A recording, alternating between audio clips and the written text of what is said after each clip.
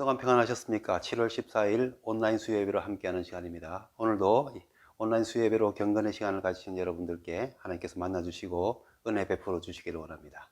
기도하심으로 예배 시작하겠습니다. 하나님 아버지, 이 시간에도 주님 말씀 앞으로 저희를 불러주시니 감사드립니다. 전능하신 하나님, 전지전능하신 하나님, 저희가 하나님 아버지를 다 알 수 없음을 감사드립니다. 세상의 이치와 우리의 삶의 길을 다 알 수 없음을 감사드립니다.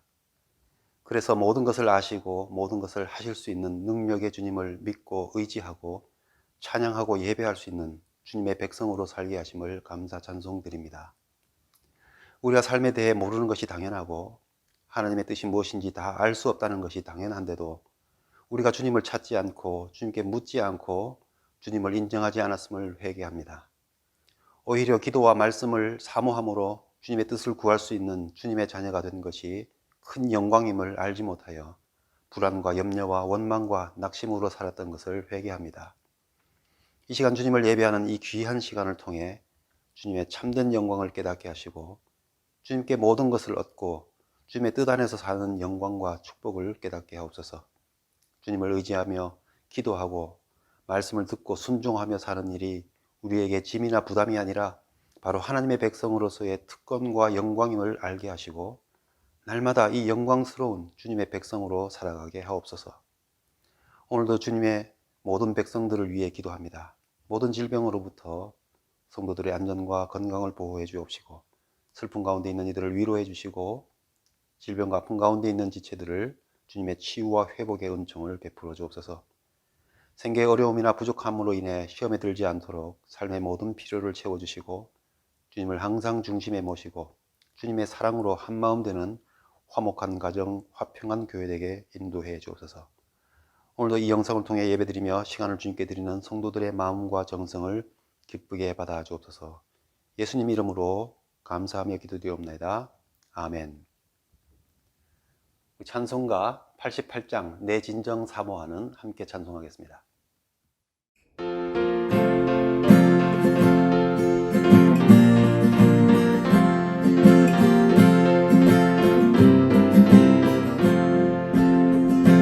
내 진정 사모하는 친구가 되시는 그 예수님은 아름다워라. 산 밑에 백합화요 빛나는 새벽별 주님 영원할 길 아주 없도다. 내 맘이 아플 적에 큰 위로 되시며 외로울 때 좋은 친구라. 주는 저 산 밑에 백합 빛나는 새벽별 이 땅 위에 비길 곳이 없도다. 내 맘의 모든 염려 이 세상 노랗고 주님 항상 같이 하여 주시고 시험을 당할 때에 악마의 계교를 즉시 물리치사 나를 지키네. 온 세상 날 버려도 주 예수 안 버려 끝까지 나를 돌아보시니. 주는 저 산 밑에 백합 빛나는 새벽별 이 땅 위에 비길 것이 없도다. 내 맘을 다하여서 주님을 따르며 길이 길이 나를 사랑하리니. 물불이 두렵지 않고 참남도 너건데 주는 높은 산성 내 방패시라. 내 영혼 먹이시는 그 은혜 누리고 나 지기 주를 뵙기 원하네. 주는 저 산 밑에 백합 빛나는 새벽별 이 땅 위에 비길 곳이 없도다.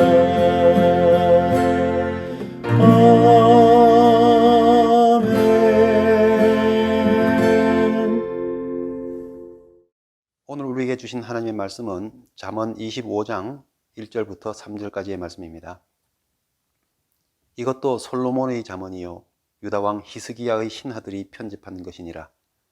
이를 숨기는 것은 하나님의 영화요 이를 살피는 것은 왕의 영화니라. 하늘의 높음과 땅의 깊음 같이 왕의 마음은 헤아릴 수 없느니라. 아멘. 이스라엘 역사에서 경건한 왕의 모델이 되고 있는 왕들이 몇몇 있습니다. 그 왕들 가운데 오늘 본문은 히스기야 왕, 이사야 선지자가 활동하던 시대에 통치하였던 히스기야 왕이 그의 신하들을 통하여서 수집하였던 솔로몬 왕의 잠언집의 한 부분입니다. 히스기야 왕이 신임하면서 자문하였던 학자들로서 서기관 셈나, 사관 요아, 그리고 선지자였던 이사야 같은 사람들이 이 수집하는 일에 참여되었을 것이라고 보입니다. 히스기야 왕이 왜 솔로몬 왕의 통치 시대로부터 200년이나 흘러간 그 시점에 솔로몬 왕의 잠언을 수집할 생각을 했을까요? 오늘로부터 생각한다면 200년 전에 어떤 일이 있을까 생각해 보았습니다. 우리 한국 같으면은 영조, 정조, 순조 왕이 통치하던 조선시대입니다. 유럽 같으면 나폴레옹이 활동하고 있던 그런 시절이죠. 그리고 이 미 대륙을 생각해 보면은 남북전쟁보다도 훨씬 이전 시대, 24개주 정도만 있던 그런 시대, 남미에는 브라질이 건국하고 남미 여러 나라들이 스페인으로부터 독립하는 그런 시기입니다. 말하자면 이미 오래전 역사로만 남아있는 그런 시대의 이야기 아닙니까? 그만한 시간이 흘러갔는데 200년의 시간이 흘러갔는데 히스기야 왕이 왜 새삼스럽게 그 200년 전에 있었던 솔로몬 왕의 잠언을 수집하였느냐 하는 것입니다. 요즘 젊은 세대가 쓰는 인터넷 커뮤니티 유행어 중에 라떼는 말이야 하는 말이 있습니다. 라떼.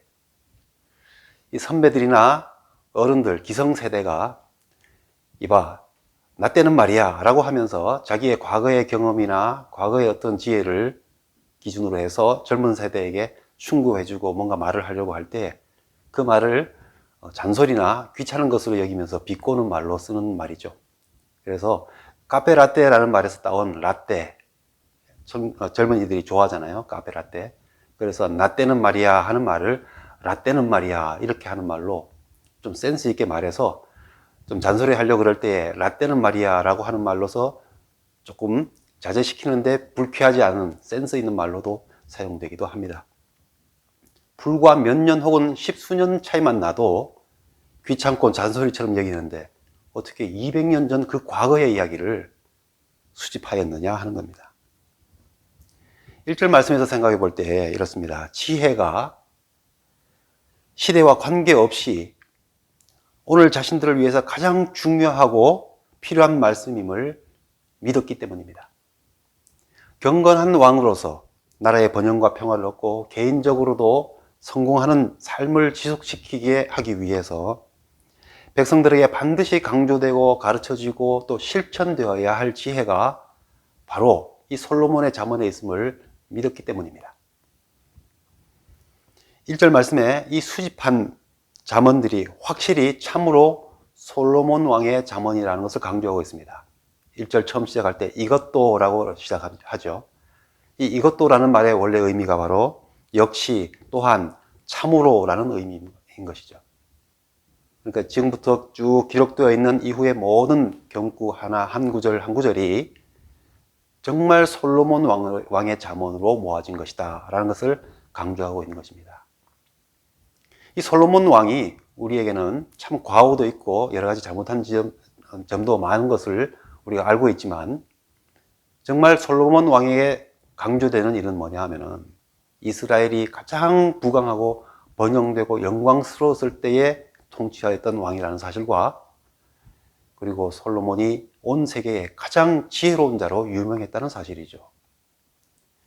솔로몬은 그의 모든 지혜를 동원해서 이 잠언, 이 지혜의 말씀을 기록하면서 어떤 목적으로 기록하였는지 잠언 1장 1절부터 6절에서 이렇게 밝히고 있습니다. 다윗의 아들 이스라엘 왕 솔로몬의 잠언이라. 이는 지혜와 훈계를 알게 하며 명철의 말씀을 깨닫게 하며 지혜롭게 의롭게 공정하게 정직하게 행할 일에 대하여 훈계를 받게 하여 어리석은 자로 슬기롭게 하며 젊은 자에게 지식과 근신함을 주기 위함이니 지혜 있는 자는 듣고 학식이 더할 것이요 명철한 자는 모략을 얻을 것이라. 잠언과 비유와 지혜 있는 자의 말과 그 오묘한 말을 깨달으리라. 그렇게 말씀합니다. 즉 축복된 나라, 번영하는 나라, 평화가 있는 나라, 또 개인적으로도 인생이 성공하고 신앙적으로도 성공하기 위해서 꼭 필요한 지혜의 말씀을 백성들에게 또 자녀들에게 알려주고 지키게 하려 합니다라는 것이 이 솔로몬의 잠언의 목적이라 하였습니다. 솔로몬 이후에 이스라엘은 나라의 분열과 외국의 침략으로부터 수많은 순환을 겪었던 역사였습니다. 그리고 그 고난의 그 가장 원인되는 그 고난의 자리의 핵심에 있었던 일은 바로 하나님에 대한 신앙의 타락이 있었습니다. 나라의 중흥, 나라의 부흥을 원했던 히스기야는 이러한 점을 깊이 깨달았습니다. 그래서 나라가 번영하고 백성들이 평화롭고 성공적인 인생을 살도록 하려면은 이 과거의 역사, 솔로몬을 통해서 주셨던 하나님의 지혜, 특별히 하나님을 중심으로 경험된 이 지혜가 필요함을 절실히 깨달았기 때문에 200년이나 지난 이 시대에 솔로몬의 잠언을 수집하도록 하였던 것입니다. 현 시대를 살고 있는 우리에게도 이 히스기야의 노력은 필요합니다. 아무리 지나간 세대의 이야기가 귀찮게 들리고 잔소리처럼 들리고 그래서 듣기 싫고 하는 그런 시대 안에 우리가 살고 있다 할지라도 참으로 지혜롭게 하고 슬기롭게 하고 참된 지식과 능력으로 살게 하는, 참된 학식을 가지고 살게 하는 그런 삶을 살고자 한다면 이 지혜의 말씀을 듣고 모으고 삶에 적용하는 노력이 있어야 한다는 것을 보여주고 있다는 것이죠. 히스기야는 이 일에 자신이 함께하고 있는 최고의 학자들을 동원했습니다. 참으로 나라를 견고하게 하고 세우고자 한다면 이러한 핵심적인 일에 최선의 인재를 사용해야 하는 것을 당연하다고 여기고 있는 것이죠. 우리의 예배 생활, 신앙 생활, 말씀 생활이 어떤 의미와 중요성을 가지고 있는지 느끼게 합니다. 우리가 이런 하나님의 중심 지혜에 대해서 어떻게 노력해야 하는지를 우리에게 깨닫게 하고 있습니다.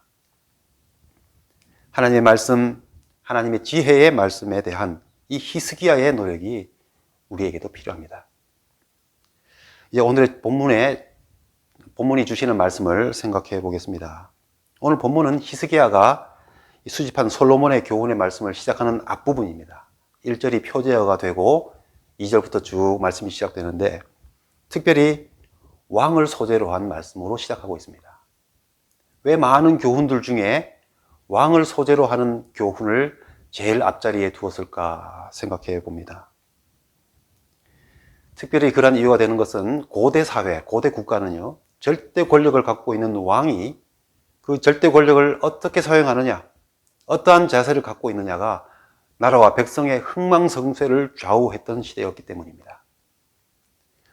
왕이 어떻게 하나님 앞에 서 있느냐가 정말 나라의 번영과 안정을 위해서, 백성들의 행복을 위해서 첫 번째로 중요한 그런 일이었기 때문이라는 겁니다. 백성들에게, 신하들에게, 자녀들에게 교훈을 주는 일이 정말 중요하지만 가장 먼저 할 일은 왕 자신이 교훈을 얻어야 한다는 것입니다.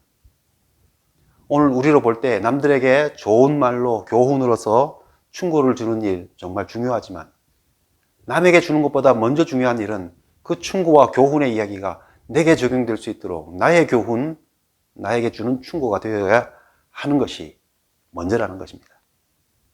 왕이 바로 서지 않고 어떻게 백성들에게 바로 서라고 말할 수 있겠느냐는 것입니다. 나라를 망치는 절대 권력이 백성에게 있는 것이 아니라 왕 자신에게 있다고 할 때에 어떻게 왕이 남들 탓하면서 통치하고 지배할 수 있겠느냐는 것이죠. 특별히 히스기야가 깨달은 왕이 얻어야 할 지혜, 가장 핵심적인 교훈은 왕 스스로가 하나님 앞에서 어떻게 자신의 역할을 감당해야 하느냐 하는 것이었습니다. 왕과 하나님은 불가분의 관계입니다.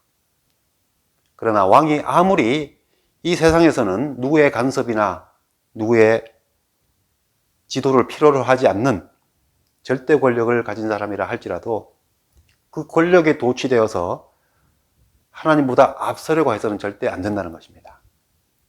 하나님께서 항상 자신보다 우월하다는 사실을 인정하고 깨닫고 알고 있어야 한다는 것이 첫 번째 교훈인 것입니다. 그래서 왕과 하나님을 대조하면서 왕이 비록 세상에서는 가장 높고 뛰어나다 할지라도 왕은 결코 하나님보다 뛰어날 수 없으며 참으로 가장 뛰어나신 분은 하나님이시라는 사실을 알라고 하는 것입니다. 그래서 히스기야와 그의 뛰어난 학자들이 귀한 말씀을 수집하여 기록할 때에 하나님과의 관계에 있어서 왕을 제일 앞에 위치시키고 있다는 것이죠. 정말 지혜롭고 올바른 순서를 행하고 있다고 보여집니다. 우리도 하나님의 지혜의 말씀을 듣거나 읽거나 묵상할 때에 다른 누가 아니라 내가 하나님 앞에서 어떻게 교훈을 얻느냐, 어떤 교훈을 얻어야 하며 내 책임은 무엇인가를 깨닫게 되는 것이 가장 먼저 되어야 하는 것입니다. 이것이 참으로 지혜 있는 사람, 지혜 있는 왕의 일의 순서라는 것입니다. 자, 그러면 이 오늘의 본문이 우리에게 주시는 말씀이 무엇일까 생각해 봅니다. 첫 번째는 왕과 하나님과의 관계에 있어서 오늘 나와 하나님과의 관계에 있어서 주는 교훈. 2절 말씀에 이를 숨기는 것은 하나님의 영화라 하였습니다. 하나님께는 인간이 헤아릴 수 없는 신비로운 영역이 있다는 것을 인정하라는 것입니다. 우리가 하나님의 뜻을 모르는 것이 당연하다는 것입니다. 왕이 아무리 지혜롭다 할지라도, 솔로몬이 아무리 온 세계에서 가장 유명한 지혜자라 할지라도 그가 결코 알 수 없는 하나님의 영역, 신비의 영역이 있음을 인정해야 한다는 것입니다. 그리고 우리가 다 이해할 수 없는 그 사실은 곧 하나님의 영광이라는 뜻이죠. 우리가 다녀와 본 장소, 먹어본 음식, 경험해본 어떤 일들은 두 번째, 세 번째 할 때에 신비함이 줄어들게 되겠죠. 그리고 아직 안 가보고 안 먹어보고 경험 안 해본 사람들 앞에 이미 알고 있는 사람은 좀 우쭐거리고 자랑스러운 마음으로 아는 척하며 설 수 있게 되겠죠. 알면 아는 자가 영광을 가지게 되는 것입니다. 우리가 하나님의 영광을 어떻게 뺏어갈 수 있습니까? 모르는 것이 당연한 것이고 하나님의 영역은 결코 우리가 알 수 없는 부분이 분명히 있다는 것입니다. 우리에게는 하나님의 일을 알지 못하는 답답함이 있죠. 주님 뜻대로 살고 싶은데 주님의 뜻을 모른다는 것이 우리에게 얼마나 답답한 일인지 모릅니다. 더 잘 알면 더 정확하게 더 잘 할 수 있을 텐데 이 모른다는 것이죠. 그런데 이 세상에는 이 숨겨진 영역에 대해서 반응하는 상반된 두 태도가 있습니다. 먼저 교만한 왕의 태도입니다. 교만한 왕은 당연히 자기가 모든 것을 다 안다는 생각을 갖고 있죠. 알아야 된다고 생각합니다. 그래서 아는 척 해서라도 자기의 힘과 권력을 과시해서라도 아는 것처럼 행동하고 그 신비한 것들에 대해서 자기가 다 풀 수 있는 것처럼 말하죠. 그러면서 자기가 알지 못하는 일로 일어난 일에 대해서는 다른 사람을 원망하거나 나아가서 하나님을 탓하는 말들을 하게 됩니다. 우리가 세상에 살고 있는 이 세상의 모든 일과 우리 인생에 대하여 우리가 다 알 수 없음에도 불구하고 우리는 아는 척 하려고 또 자기 힘과 지식을 과시하면서 모든 것을 알 수 있는 것처럼 살려고 하는 힘 있는 사람들을 우리가 종종 봅니다. 그리고는 우리가 알 수 없는 일에 대해서 하나님을 원망하고 탓하는 사람들을 많이 보게 됩니다. 이런 것은 바로 우리가 알 수 없는 하나님의 일에 대하여 가지는 교만한 왕의 태도이죠. 반면에 지혜로운 왕의 태도가 있습니다. 우리가 다 알 수 없다는 자체가 하나님의 영광을 드러내는 일임을 알고 아무리 절대 권력을 가진 왕이라 할지라도 하나님의 일을 다 알 수 있는 것처럼 말하거나 행동하지 않는다는 것입니다. 자기 자신의 한계를 인정하는 것입니다. 내가 알 수 없는 것이 맞다고, 우리 하나님의 영역을 다 알 수 없는 것이 당연하다고 인간의 한계를 인정하는 자세인 것이죠. 그리고 하나님은 다 아십니다 하면서 우리가 알지 못하는 모든 영역을 통치하시는 하나님 앞에 그 영광을 찬송하며 예배하며 하나님께 답을 구하며 나아가는 자세를 갖는 것이죠. 온 맘 다해라는 찬양이 있습니다. 주님과 함께하는 이 고요한 시간, 이렇게 시작하는 찬양입니다. 그 가사 중에 다 이해할 수 없을 때라도 감사하며 날마다 순종하며 주 따르오리다. 온 맘 다해 사랑합니다. 온 맘 다해 주 알기 원하네. 내 모든 삶 당신 것이니 주만 섬기리 온 맘 다해. 이런 찬양입니다. 우리가 다 이해할 수 없고 알 수 없고 도무지 왜 그런지 모를 때에 우리는 원망이나 책임 전가가 아니라 하나님을 찬양해야 합니다. 우리는 몰라도 하나님은 아신다는 그런 믿음의 고백으로 하나님을 믿고 의지하며 감사와 순종으로 나아가는 것, 그 자세가 바로 지혜로운 왕의 자세다라고 말씀해주고 있는 것입니다.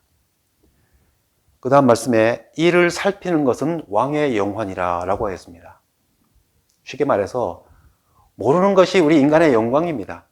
우리가 몰라서 하나님께 구할 수 있다는 것이 우리의 특권이요 영광이라는 것입니다.